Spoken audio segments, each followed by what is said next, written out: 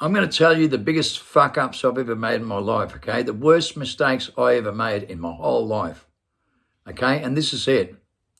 This is where I screwed up the worst, right? This is where I realised I was brain dead stupid. Brain dead fucking stupid. No matter what I went through, I was brain dead stupid, right? And I want to tell you how I discovered that and what I really learned about life.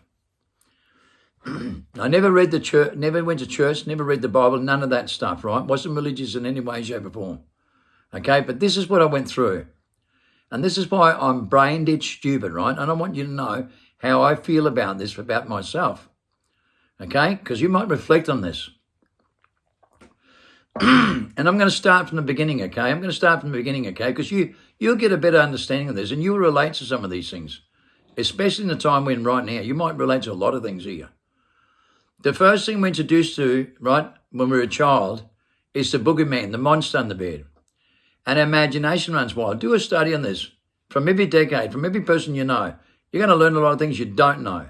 And I'll tell you something. This is what you'll discover. Back in the 60s, imagine a lion and tiger in the bed. In the 70s, is a werewolf or a Frankenstein.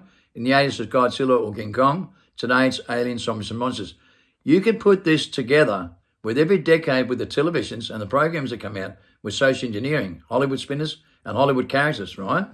Okay, American dreamers, right? You can start to see things a lot clearer when you do things every decade like this through social media platform and Silicon Valley and Hollywood. Then you'll see things why imaginations run wild. Your mum and dad always comes in and says, hey, it's just a dream, go back to sleep. Really? This happens to every human being on earth and you think it's a dream? You think it's a coincidence? Right? Do you think it's a coincidence, a dream that no one can talk about these things and no one does? Because let me tell you something. In the 60s, when my brothers were managed a lion tiger in the bed, my mum would come in and say, it's just a dream, go back to sleep.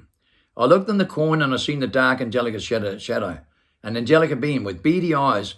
And when he realised I could see him, he come right down and stared right into my face.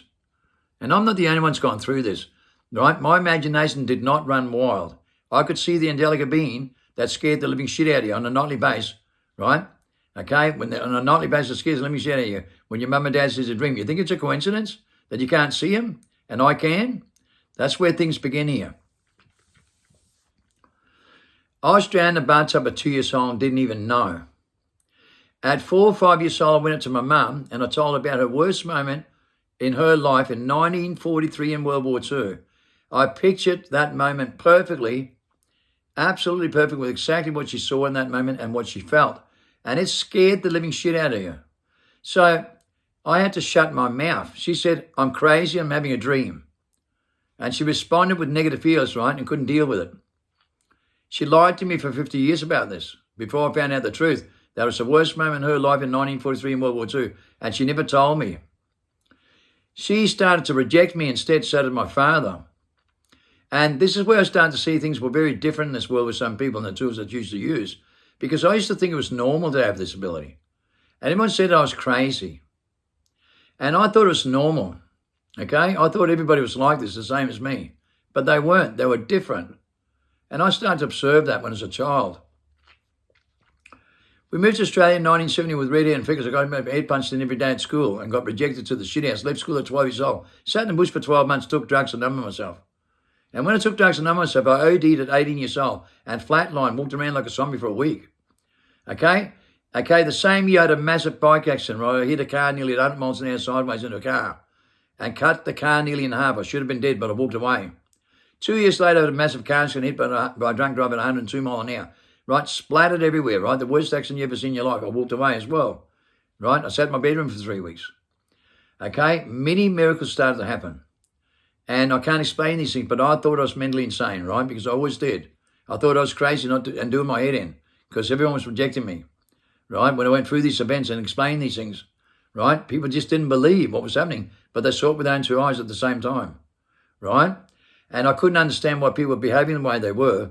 And I always thought there was a miracle when I can explain things a lot better than they can, right? There's more to life than that.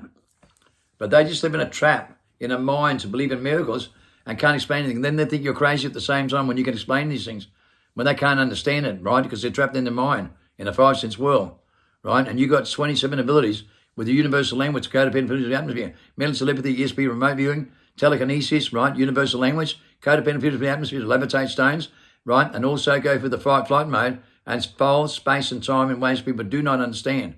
We can see that in 6 international events with the airports, right? Where everyone's on camera except for me. And it's on solid evidence, right? There was not a glitch in the system, and I could walk through the airports without being on the cameras, but everybody else was at the same time. Okay, no one believes in it. You spoil space and time, and you can't do that.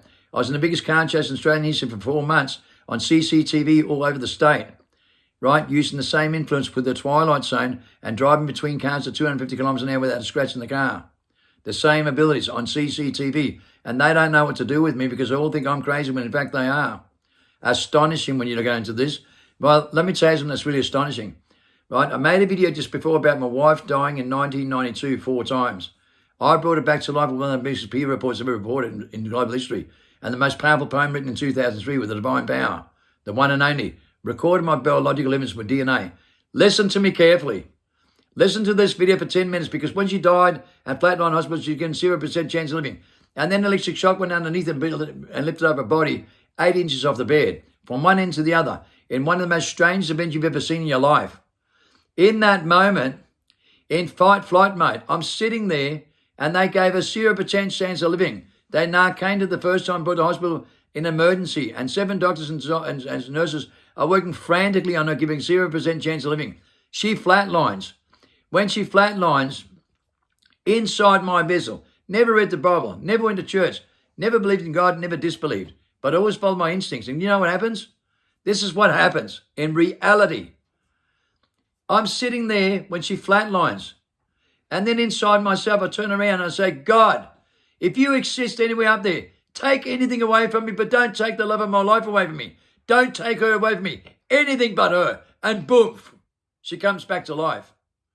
She writes a poem about this. It doesn't happen once or twice. It happens 3 times in a row. She lives to tell the story and writes the one and only in 2003. One of the most powerful poems with the divine power. Divine power, creation, destruction. She describes it. In 2016, I learned about this from the top bowlers in the whole world because I didn't know. I didn't know it had anything to do with me. It was a miracle in hospital. They couldn't work it out. They're talking about it. They didn't know what happened. They said they've never seen nothing like it. I'm sitting there going, wow. I never seen nothing like that happen either. But, you know, you just think about the miracle at the time and you just thank God that she's alive. That's all you care about. And you don't think about what you did. What did I do? I prayed to God, man. In fight-flight mode, I said, God, whatever you do, don't take it away from me. Anything you want, but don't take her off me. And boom. Not once, not twice, but 3 times. 3 times she got brought back to life. And you know how much of a fool I was? I want to tell you how much of a fool I was. My whole life I've been listening to other people that reject me. I've been listening to every Western civilization reject me, every single one of them. Reject me non-stop. Every pastor and priest, every Christian that they got, reject me to the maximum. You'd have the divine power to bring her back to life, and God proves it. God brings her back to life when I pray to him. And I said, God, for God's sake, don't take her away from me. Anything you want, but not her. Boomfa. Not once, not twice, but 3 times. And what an idiot I am. It wasn't until 2016 I realised that I did it. God gave me that power. God granted that wish. God brought her back to life 3 times, for God's sake. And I come here with the most powerful evidence in modern history ever created and developed in modern history with my documents and everything about my DNA. And here I can honestly tell you, I was trapped in my skull. I was trapped with amnesia and woke up from amnesia and discovered this, that we can do these things with recorded evidence all over the world. We have the divine power, creation, destruction. We could do what Christ can and more. I've been dead 3 times and brought someone back to life with peer reports and the most powerful poem in 2003, the one and one only, on my own biological limits. I have the divine power. God gives you that gift when you make a natural selection of life with the natural maskers with your 27 senses. And that's the divine power that he gives you. Right? And there's the evidence right there in fight-flight mode. Do you have that ability? Then maybe you should listen to me and practice what I preach, because I bring people free from amnesia so they can discover themselves, so they can do what Christ can and more, and all their apostles to have that kind of power, the divine power.